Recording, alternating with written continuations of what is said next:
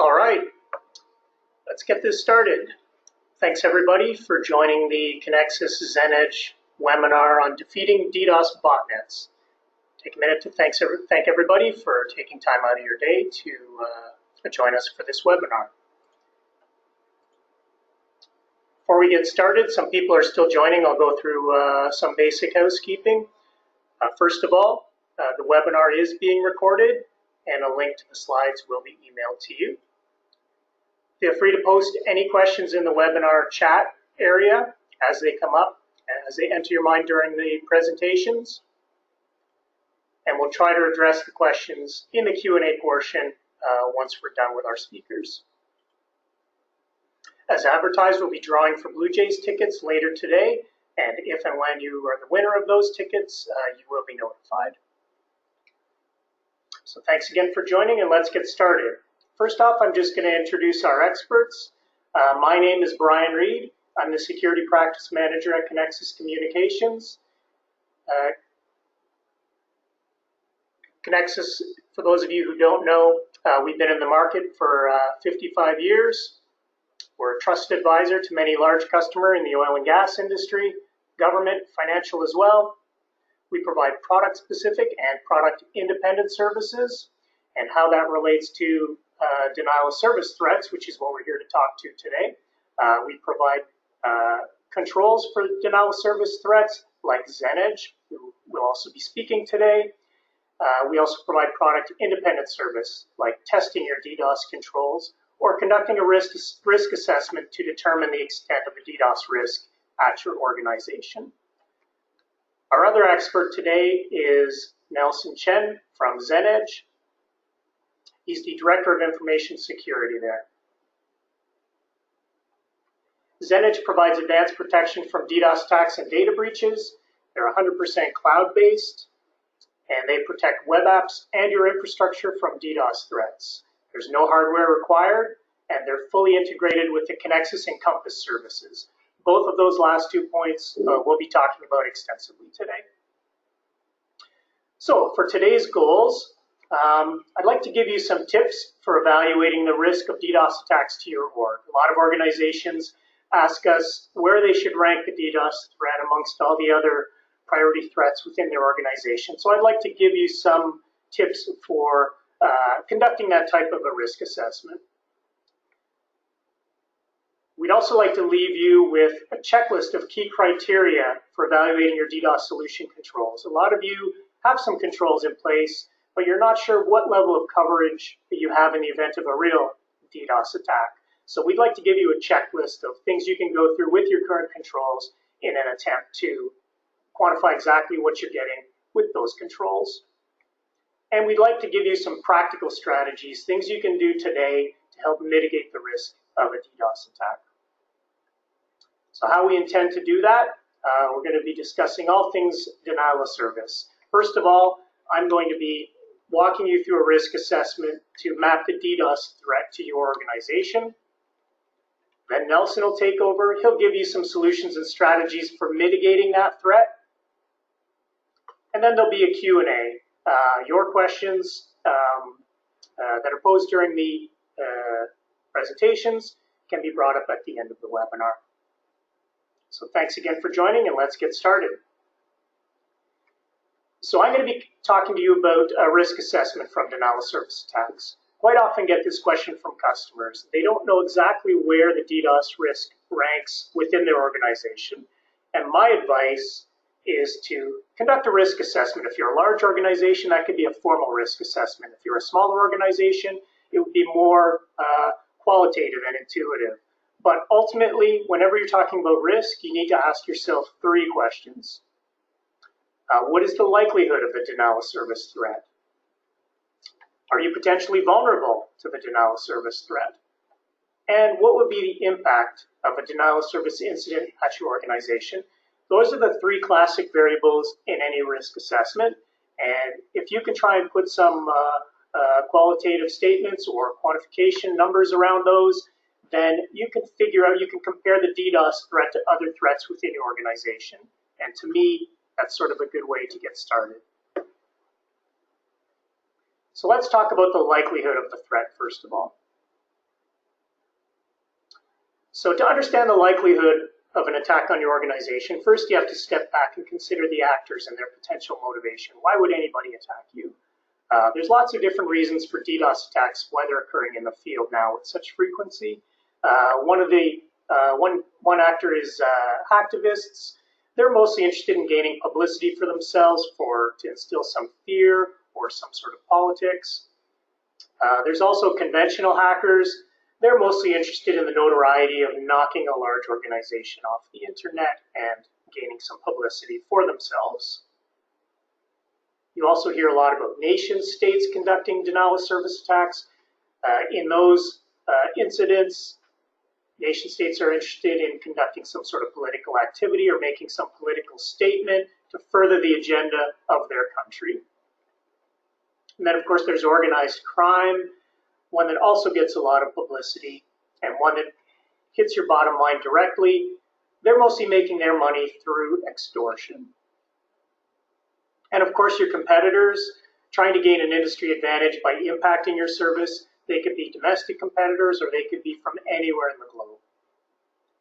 In addition to all of these threats, there's also another flavor of threat. All of these actors could be using the denial of service attack as the cover for a traditional data exfiltration attack. So maybe they're not interested in knocking out your service. Maybe they're interested in creating a smokescreen for some data exfiltration or some other malicious activity. And that can be done by conducting a denial of service attack, impacting your current controls, and potentially flooding your current controls so that they're unusable.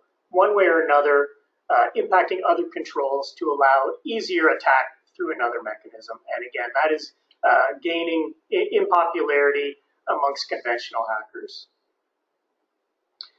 So talk a little bit about denial of service for ransom. I have a lot of customers ask me if that's even a real threat. If you haven't experienced it, it sounds a little bit exotic, but understand that every day emails like this go out to organizations. And if you've ever been on the receiving end of one of these emails, you'll understand the threat intuitively.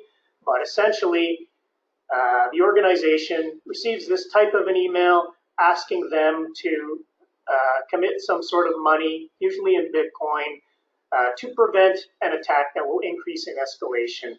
They've got a business model. They know exactly how much some organizations will tolerate in terms of cost. So they've got a pricing model, and they've got the ability to escalate the attack as time goes by, and they consider themselves untraceable. So it's very difficult to proactively prevent this type of attack. And if you think that nobody's paying these ransoms, you'd be wrong in terms of just do a quick Google search and you'll see that there is evidence, even though I'm sure most ransoms, paid ransoms, go unreported. There's a lot of reported ransoms that are being paid. One example from the current news is that Korean ISP called Niana paid a $1 million ransom to stop and prevent an in-progress DDoS attack. And of course, all that did was make a target on other South Korean organizations. So now South Korea is being the target of a lot of focused DDoS ransom attacks.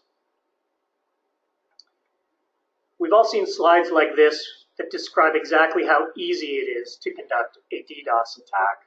And essentially, you don't really need any skill to conduct these attacks because there's services on the internet that will do that for you. So for as little as $30 a month, you can contract with these services. They operate as, quote unquote, legitimate testing services. So it's very difficult to trace them and shut them down. They've usually thought of that well in advance. They provide good customer service in their minds, and they make it very easy for organizations to order these type of stressor attacks. Those attacks can be against any organization, and they're obviously not very scrupulous about who is the target of the attack. So it's a very simple attack to do. The barrier to entry is very low. If some competitor wants to knock you offline or any of the other actors that I mentioned earlier, even if they don't have the capabilities themselves, it's very easy to procure that. So when you're assessing the likelihood of the attack on your organization, I get a couple of different objections when I'm at customer sites. Essentially, Some organizations consider themselves very large. They've got some controls in place, large security budget, and that may very well be true. But unless you've tested those controls, it's very difficult to say. And one perfect example of that is the Dyn attack. It's a very large organization, a DNS service provider, for those of you that didn't follow that particular attack. They were knocked offline for about 6 hours. And for a large organization like that, it's obviously a significant cost. And presumably they thought that they had controls in place to prevent that. So large organizations clearly are having difficulty handling this threat. This also highlights the fact that other organizations were knocked offline as well. As a result, Twitter, CNN, and Facebook all use Dyn, and they were all impacted. Their services were all impacted. So that just highlights the fact that when you're conducting a denial of service risk assessment, you also have to consider other organizations that you depend on potentially denial of servicing you. At the other end of the extreme, I get a lot of customers that say, well, we're really small, or we're mid-sized, but we have a low profile. Who would be interested in DDoSing us? And to answer that question, I can't speak to the motivations of people that are going to be DDoSing you, but essentially these attacks are fairly indiscriminate in that they'll attack any organization of any size. And a proof for that, I did some research as part of a municipal services group that I'm involved in, and quickly came up with several examples of small organizations, small networks being attacked. So for example, Fort Lauderdale, this is strictly in the municipal realm, but it maps, you'll probably find these types of smaller organizations in every industry. Fort Lauderdale, denial of service, caused them great expense, and essentially this was done by a group that was protesting some laws that were recently passed against feeding the homeless. Columbia, Missouri, municipal website, subject of a denial of service attack when one of their police raids impacted or killed a couple of service animals. A little bit closer to home, the Orangeville Municipal Network was knocked offline. Eventually they traced that back to a Chinese cyber attack. So again, unknown motivation, small organization, small profile, cost them a lot of money and resources in that example. And again, another Canadian example as well. Municipal websites in Toronto and Ottawa knocked offline by somebody protesting the arrest of an Ottawa team. So again, these were organizations which presumably felt they were fairly small and could fly under the radar of the DDoS threat, but it's very difficult to do that with such an indiscriminate, simple to execute threat. Basically, the final proof statement that I'm going to leave you with as far as the likelihood of the DDoS threat is that the Verizon Data Breach Investigation report in 2017 ranked DDoS threats as statistically the most likely security threat to occur within your organization. So they had over 11,000 reported threats as part of their incidents as part of their study, eclipsing all of the rest. And that's not even including the web app attacks, which a lot of those are also DDoS. Layer 7 DDoS-based attacks. So the actual incidence of denial of service attacks is potentially even higher. So again, just to restate that, denial of service attacks are statistically the most frequent type of attack that you'll likely encounter this year. So again, if we move through our three questions, once we've calculated the likelihood of the threat, are you vulnerable? That's a question we all are asking ourselves right now. If you have an internet presence, if you have internet-dependent services, and if you have any sort of data center, public cloud, private cloud, conventional data center, you could potentially be vulnerable to this threat. And I'm being a bit facetious because, of course, everybody has these types of services. So I don't think it's an exaggeration to say everybody is, in this day and age, potentially vulnerable to this threat. Now, a lot of organizations have controls in place to prevent the DDoS threat, and that's fantastic. So if you do have controls in place, then you have to answer what's going to happen when you receive a DDoS attack. So what is the paper exercise that you walk through that determines when your controls are going to take effect, how your controls interact with each other if you've got controls in multiple different places, how your on-site experts will deal with the information coming to them during the actual attack itself? And more importantly, what did your testing show? So having DDoS controls in place is one thing, of course, but how many controls within your organization do you trust without conducting a vulnerability test or a penetration test? Probably not many. So I would also throw it out there that unless you're testing your controls, you can't be sure that you are not vulnerable. In fact, your controls may not exactly work the way that you think they do. So as far as moving forward through our questions, the third question that I'd like to ask, like you'd ask yourselves, is what's the impact of an incident? So calculating the cost, quote unquote, cost of a attack is a tricky calculation to make. DDoS attacks are, fundamentally an attack against availability of your public services, and essentially, you may have a business continuity group that's already gone through this exercise, so you may be able to get some costing information from there. Now, if this is a diversion for a real attack, which it is in a lot of DDoS attacks, you also have to consider any impact to the integrity of the organization or some data exfiltration, loss of data for that. So to give you a little bit more concrete costing, the Ponemon Institute in 2016 calculated the cost of strictly a data center outages, so none of the other costs that I mentioned earlier. And essentially they found that DDoS is in a three-way tie for causing the most data center outages in 2016. Pretty important statistic talking about the likelihood of an attack. And the average data center DDoS outage costs $822,000, so a significant amount for most organizations.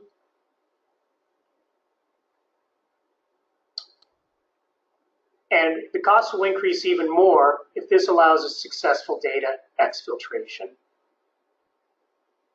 So on that note, think about all the external costs above and beyond just the monetary value of the services that you've lost.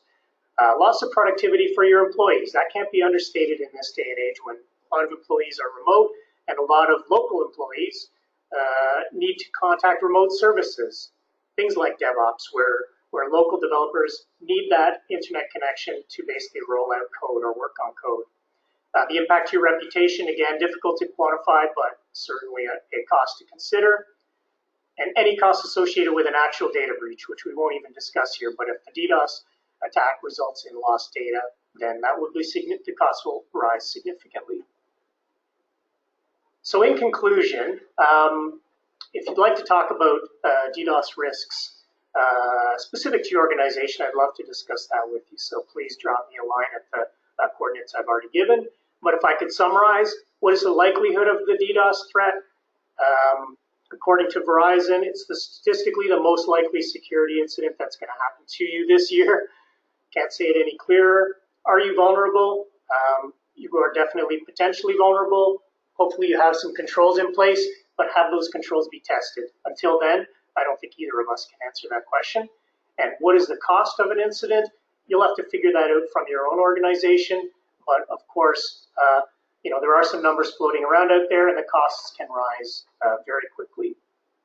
So that paints a pretty scary picture of the future with respect to DDoS attacks. And again, if you'd like to further discuss that risk, I'd love to do that outside of the webinar. But for now, I'd like to turn the presentation over to Nelson.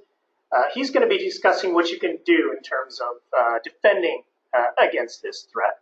So Nelson? Hey Brian, thank you so much for that awesome introduction. So before we start actually looking at some of the solutions, I'd like to share some of that trending that we've seen from our own SOC. So some of the DDoS attack trends that we've been seeing in our own Security Operations Center over the years.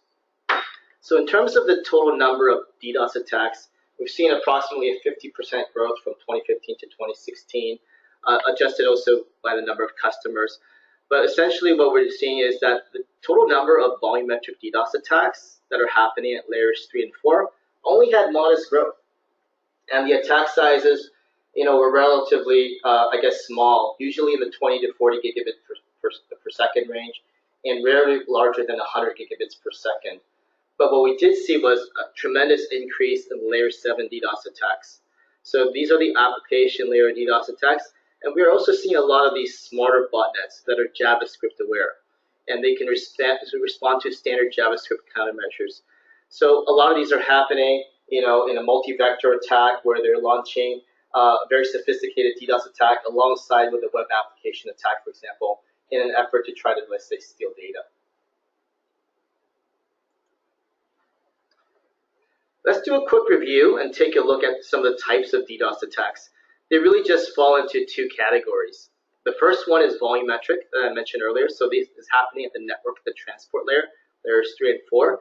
And these are the ones that you read about in the news all the time because they're sexy and they're newsworthy and they make the headlines, right? So these are the typical ones that you, again, read about. And these are focused on what we call bandwidth exhaustion. So they're launching a lot of garbage traffic at you and trying to exhaust all of your bandwidth in an effort to take down whatever services you may have. And usually these types of attacks are proportional to the size of your internet pipe. So let's say, for example, you have a 1 gigabit per second internet service. They're going to launch an attack that's very, very close to that size. And because you've already got clean traffic using that service, usually a 1 gigabit per second attack will be enough to take you down, right? And some of these examples of these types of attack include TCP SID flood, DNS reflection amplification attacks, and so forth. Okay. Now, we're also seeing a lot of these application or layer 7 attacks. So these are a very precise or surgical attack against a critical application resource, right? They can usually come in a low and slow fashion, meaning they fly under the radar. Right? And some of the examples of these types of attacks include Swoloris or Rudy, which stands for Are You Dead Yet? And basically, these are trying to attack a specific application resource, so it's sometimes called an application exhaustion attack. So, for example, they could launch it against your web application, try to exhaust all the available, let's say, pool of threads that can handle requests, and eventually take down your web application without any sort of volumetric attack. And these are some of the harder attacks to detect.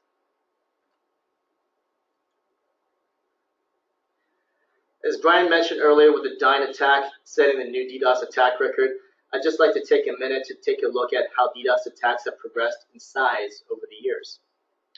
So rewinding back to 2013, you can see that some of the DDoS attacks, the record size attacks were in the 300 to 400 gigabit per second range. And then it wasn't only until last fall that we saw some significantly larger attacks. So the first recorded Mirai-based attack was, of course, against Krebs Security. This was the first well-known Mirai-based attack, and basically knocked Krebs Security off of the internet. And then we saw another Mirai-based attack just weeks afterwards against a French hosting provider called OVH. And then finally, just a few weeks after that, we saw a 1.2 terabit per second attack against Dyn DNS. So what's changed? Well, the main difference here is that the types of DDoS attacks have not changed. The Mirai-based attacks were launching very, very conventional DDoS attacks. It's the source of the attack, type of botnets. So traditional botnets were malware-infected computers. And now because these the Mirai-based attacks are able to leverage these IoT devices, predominantly these IP video cameras. They're high definition and have a lot of bandwidth associated with them. So these attacks are much larger in size. And of course, now with these IoT devices being readily available, the bot herders are able to collect more and more and build a lot of these larger botnets as a result of that.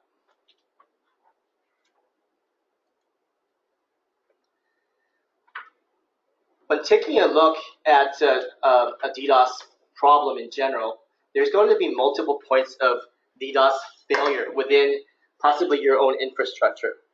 So what I mean by that is that if you take a look at your critical inline network path, you've got a whole variety of I guess, areas where a DDoS attack could take your service down. For example, your ISP, or your hosting or colo provider's infrastructure, or even your own infrastructure. For example, your firewall could be taken down before your bandwidth is even exhausted.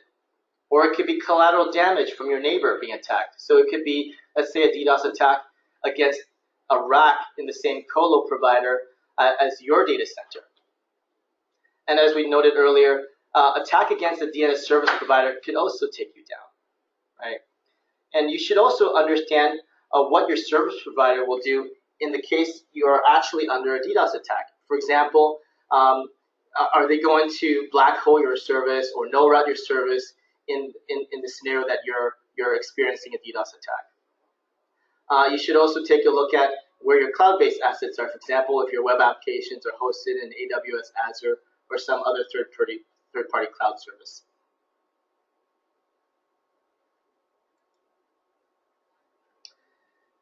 Of course, you need to take an inventory of what you need to protect.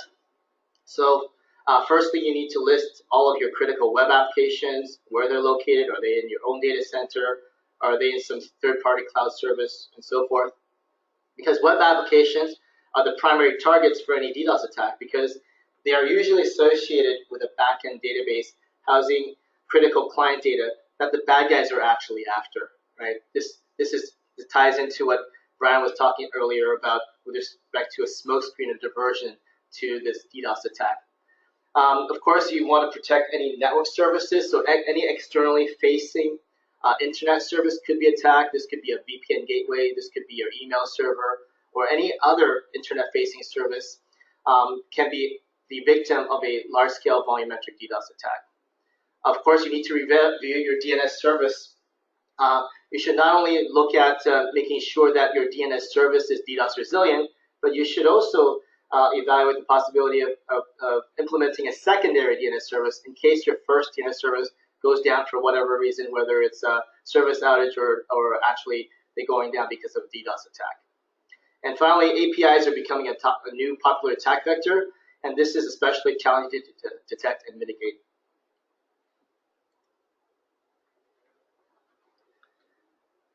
Let's review some of the various types of DDoS solutions that you're going to find in the marketplace today. So traditional solutions call for a hardware appliance that you would, let's say, install in your critical inline network path. This could be, let's say, a technology from Arbor, from Radware, Carrero, A10, and so forth. These are all great DDoS technology vendors that are very, very competent in what they do. So usually there's some form of hardware appliance in any solution. And then there's cloud-based mitigation services. So these come in two flavors as well. There's a DNS proxy service typically that's made available for web applications. So this is where let's say your DDoS mitigation service provider is going to provide you with a CNAME. You update your DNS, you drop your TTL. Once the DNS is propagated, you're going to be DDoS protected. So this is inline, it's always on. Basically, it's going to inspect all your traffic 24/7. If there's a DDoS attack coming in, it's going to mitigate it, right? And then there's a network level product, generally called as a BGP routed service, because it's going to use BGP to reroute your traffic in the case of a DDoS attack. So this comes in two flavors as well. It comes in an on-demand or always-on version. What that means is basically in the scenario of on-demand, when there's an attack that's detected, you either announce to your service provider that you need help and you're going to reroute your traffic to them, or if it's an always-on service where your traffic is constantly flowing through your DDoS mitigation service provider's infrastructure and constantly being inspected. So in case there's a DDoS attack, it will get mitigated immediately, right? And then finally, a lot of vendors are offering a hybrid solution today where they're selling you an appliance-based product in conjunction with a cloud-based signaling solution, right? So what happens is basically the on-premise appliance is going to detect and mitigate any DDoS attack within the confines of the bandwidth that's in front of it, right? So let's say, for example, you have a gig of internet service in front of your appliance. It's going to mitigate probably up to a gig of traffic. And then once it reaches a certain threshold, it's going to switch automatically to a cloud-based service to continue the mitigation in case that the bandwidth is exhausted locally.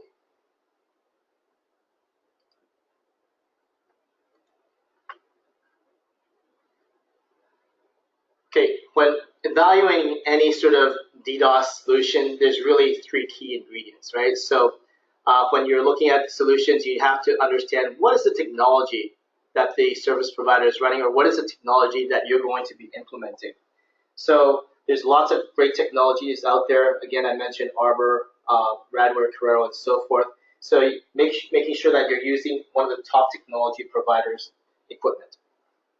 And secondly, you need to take a look at capacity, whether it's your own capacity or your service provider's capacity or the capacity of the mitigation service provider, specifically in the area of DDoS, right? What I mean by that is that you're going to either implement a technology that's going to be behind your own internet service, which is going to be, of course, limited, right? But then your service provider could have additional capacity that they offer you. And finally, if you're going to a specialized service like a Zenith service, we can offer additional capacity. So you want to find out what the actual capacity is. And finally, what I feel is probably the most important part of any solution is the actual skills, the people that are running the service. Have they configured the technology properly for you? And they're going to be monitoring the service. So whenever, let's say, the technology fails to automatically mitigate an attack, they're going to be able to jump in and run manual mitigation techniques so that any sort of attacks that leak through will be mitigated as well.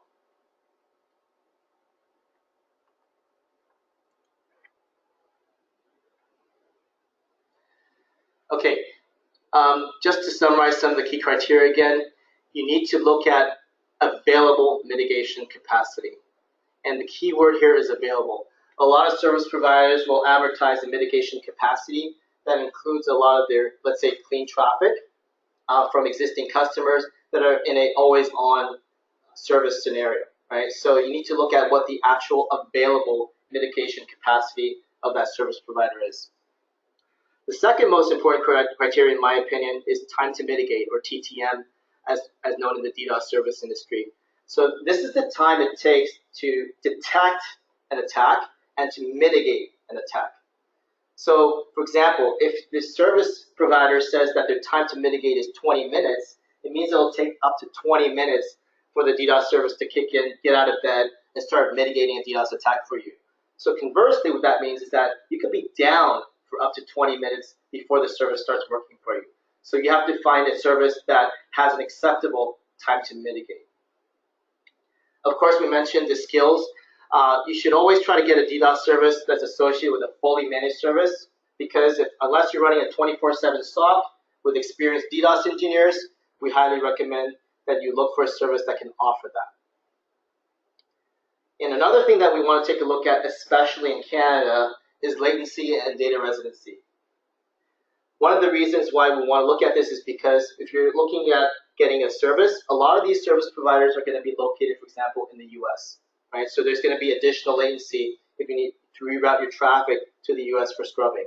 And then for those customers, especially Canadian organizations that are responsible for protecting their clients' PII, you may be concerned with data residency as well. So you want to make sure that whatever service that you're looking at implementing also supports data residency if that's a concern for you. As Brian mentioned earlier, DDoS attack testing is one of the important controls. A lot of our customers will go ahead and implement a DDoS service, never test it, and then realize after an actual DDoS attack that it didn't work exactly the way they planned it to work. So we always highly advise that you actually test the DDoS service, run some attack simulations either by yourself or with a third party to make sure it's going to work as planned. And finally, whenever you're looking at evaluating the DDoS service, take a look at the service level guarantees, look at the fine print, understand exactly what you're getting.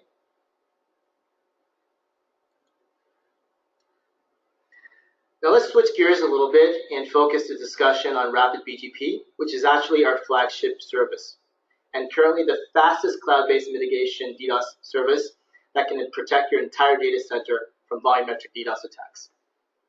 So firstly, the time to mitigate for the service is under 60 seconds. So it will automatically detect and mitigate an attack in 60 seconds or less, right? Everything's automated. There's no customer interaction. You don't need to announce any routing changes, and it's completely and fully managed. There's no on-premise hardware required, and it's completely in the cloud. But it also has the benefits of an on-premise solution by which a lot of customers we've talked to before have invested, let's say, in a very expensive hybrid solution where they have an on-premise appliance, that's tied to a cloud-based mitigation service. We have the ability to detect an attack in under 60 seconds, so we're just as fast, if not faster, than many of the on-premise solutions available today. And of course, on-demand is always lower risk than an always-on solution. First of all, you get to use your actual internet service provider's transit, right? You're not going to be routing 24/7 through other transit providers to your DDoS mitigation service infrastructure. And also, you have to understand that the DDoS mitigation infrastructure is always constantly under attack. So other customers that are on that service are always going to be, in a situation where they could be under attack, right? So it's, again, always lower risk to have a on-demand service.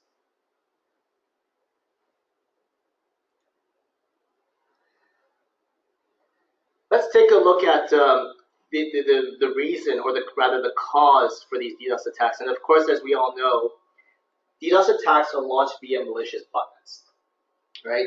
And malicious botnets are capable of doing so much more these days, right? So as Brian cited earlier on the Verizon data breach investigation report, about 30% of all data breaches were attributed to web application attacks, and 77% of these web application attacks were completely automated via botnets, right? So what that means is that the attackers are using automation, and it's definitely the case now where we live in a world where bad guys' technology is generally more effective than the good guys' technology. So bad bots are able to launch DDoS attacks. They can steal form data. They can keylog an infected web page. They can steal cookies. They could preform clickjacking. They could silently load a web page. They could pop unders. They could send post requests. They could run JavaScript on your computer and send shell shock exploits, right? So there's a variety of different things that these malicious botnets can do these days.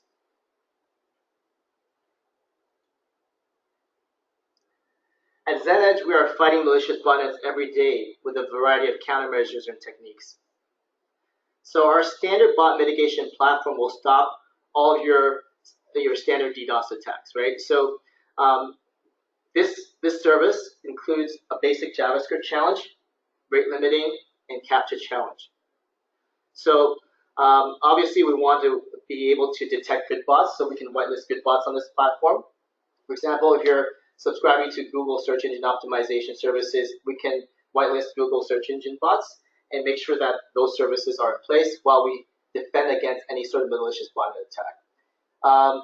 Rate limiting and CAPTCHA, we typically do not use a lot of. We rely on JavaScript challenge more to defend against these types of attacks. The very basic JavaScript challenge is basically what we're doing is we're sending a small piece of JavaScript code via the header back to the browser. We're going to challenge the JavaScript engine to, let's say, respond to cookies, redirects, simple calculations, and so forth to demonstrate that there is basic JavaScript capability and function associated with that browser. So once we've detected that, we can allow that request to go back to the origin. Our advanced botnet protection platform includes two patent-pending technologies called Human Interaction Challenge and device fingerprinting. We use these techniques for advanced botnet situations, and it's a custom service, meaning that our engineers are actually going to go in and analyze the botnet traffic, and with the help of your team, we would decide what to do with different types of botnet traffic. So at the very basis of how the technology works, we're first going to apply a human interaction challenge. What we're basically doing is we're looking at the browser canvas, we're looking at click trail information, keyboard trail, scrolling, time on page, etc. And we take that data and we can determine with our algorithms with a very high degree of accuracy whether that's a real human making those mouse movements, keyboard strokes, and so forth on that browser canvas. And then we allow that request to pass. If the request doesn't pass the human interaction challenge, we can apply a device fingerprinting process. What we're doing here, again, is applying more JavaScript techniques. So we're going to, for example, grab about 40 attributes from that browser. Right? We're going to take the OS version, the browser version, Flash version, etc. We take about 40 of these attributes. We're going to hash those values, generate a unique fingerprint. When we detect the same fingerprint across many, many IP addresses, we can assume that that's a botnet, right? So depending on what that botnet is doing, we can apply a reaction or response. So for example, we can block it, we can delay it, we can send it false data, and so forth. So with these advanced techniques, we're able to build custom bot management solutions to stop the most advanced type of botnet threats.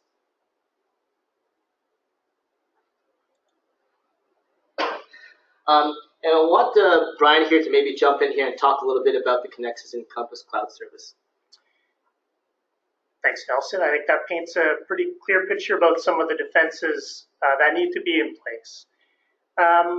In terms of Connexus' partnership with ZenEdge, we've realized that ZenEdge provides industry-leading denial of service protection for all the reasons that Nelson mentioned. So we decided to partner with them very closely. We run the ZenEdge service through the Connexus Canadian SOC that's already established for our Encompass customers. That runs out of an RCMP certified action center here at our headquarters in Mississauga.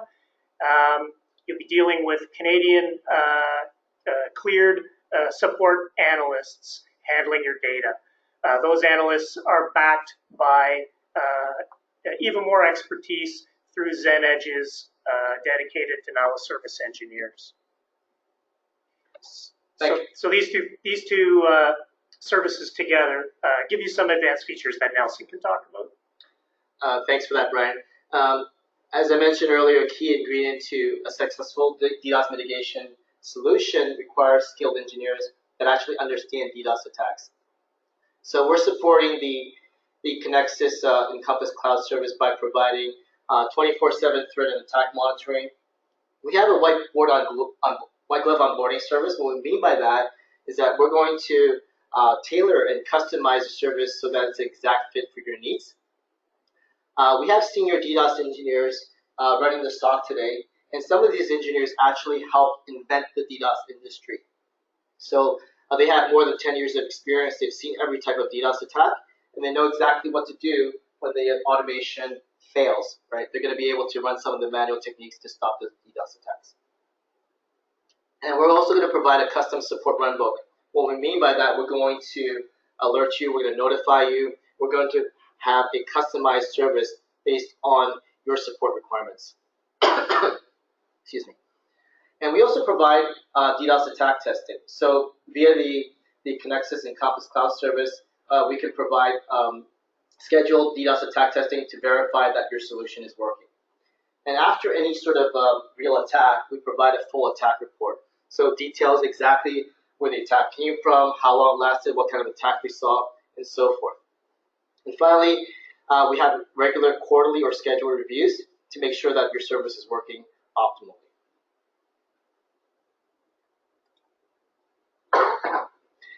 I just wanted to take a few minutes to summarize some of the unique value proposition that we are offering via the Encompass Cloud Service today. So firstly, ZenEdge is 100% in the cloud and completely ISP agnostic. So we can work with any service provider in Canada or anywhere in the world for that matter. We have dedicated scrubbing capacity in Canada, 320 gigs to be exact. Globally, we have about 1.7 terabits of total global scrubbing capacity. It's built on an Anycast infrastructure. So that means is that we can automatically mitigate DDoS attacks from anywhere in the world. For example, if an attack is coming in from China, we can mitigate that attack using our LA scrubbing center. If an attack is coming from Russia, we can mitigate that botnet using our Amsterdam scrubbing center, and so forth. So we're going to be able to leverage this global Anycast infrastructure and maintain data residency for Canadian data at the same time. We have the fastest cloud-based mitigation service. As I mentioned before, Rapid BGP has a 60-second time to mitigate. So it's currently the fastest available mitigation service from the cloud today. We have advanced bot management solutions for threats that are, tougher to crack than your normal DDoS attacks. So, for example, credential stuffing and a lot of these advanced botnet attacks, we can stop. We also offer a /32 single IP protection for non-HTTP services. For example, you have a VPN gateway that's not part of a larger aggregate network block, we can supply you with a DDoS mitigation service for that single IP address. And of course, we have a machine learning web application firewall. The focus of today's webinar was on DDoS, but I'd like to mention that if you're interested in finding more about the web application firewall service, either contact Brian directly, or we can maybe set up another webinar in the near future.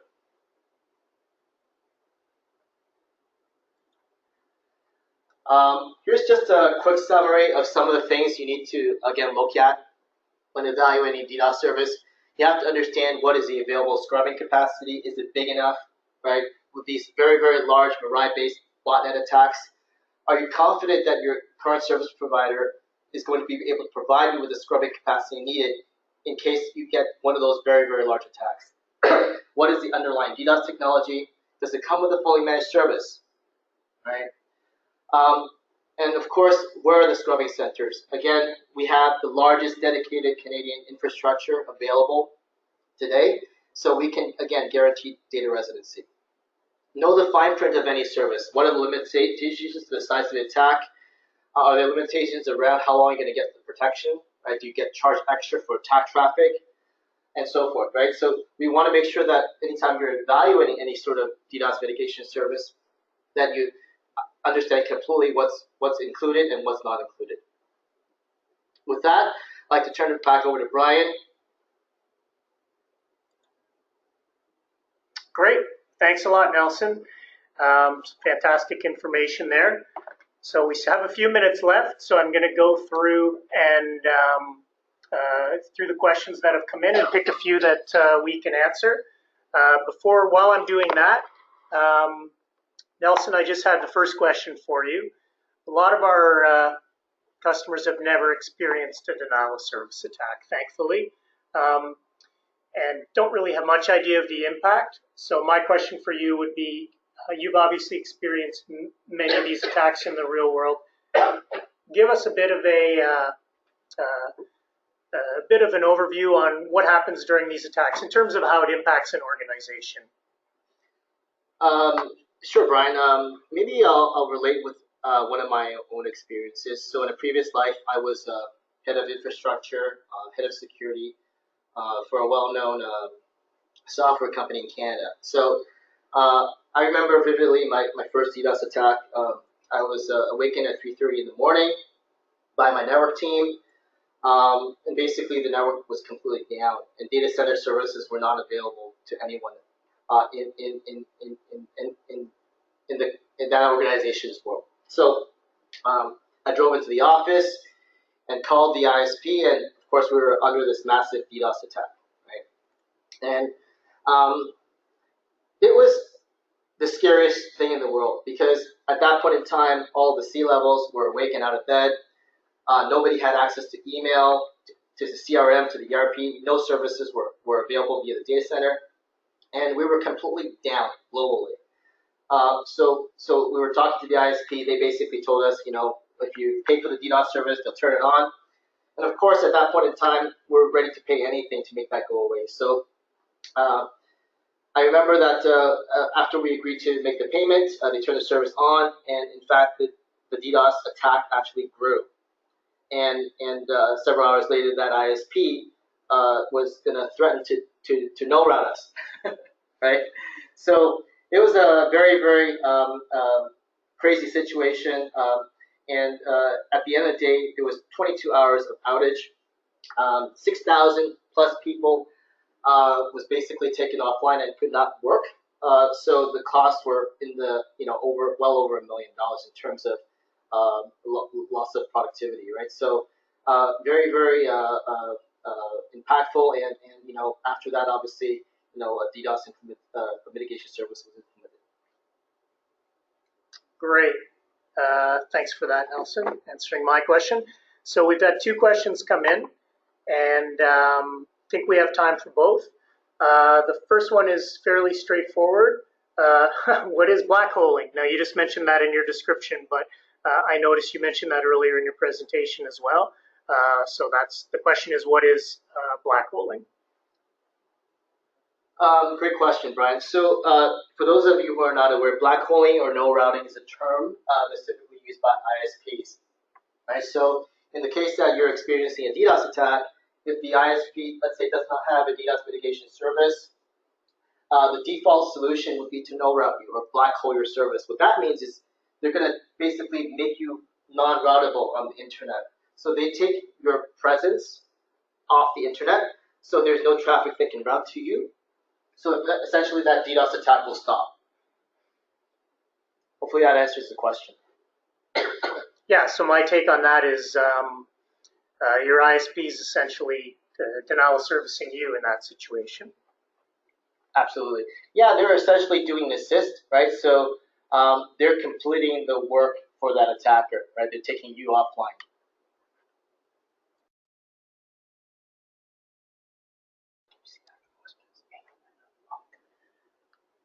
Okay, so for our final question, is it even possible to stop a large volumetric attack? So I think if I can paraphrase a little bit, we do get this question a lot from customers, and that is, these attacks have a huge volume. What's the point? Is it even possible to prevent them? Hey, Brian, that's a great question. So I'm thinking that everybody has read about the Mirai-based attack, and I've seen these, terabit per second attacks in the news, and are greatly concerned about the mitigation capacity for their service from their service providers. One of the things that Zenedge has been doing, obviously, is been growing the capacity of our own infrastructure. So as we grow and onboard more customers, we continuously add more capacity. But that being said, one of the other things that we're doing today is we've got special relationships with our upstream providers. What that means is that we can actually write ACLs and apply filters upstream in our transit providers' infrastructure. So we can stop these attacks before they even reach our infrastructure. So essentially that adds additional capacity to what we're already offering today.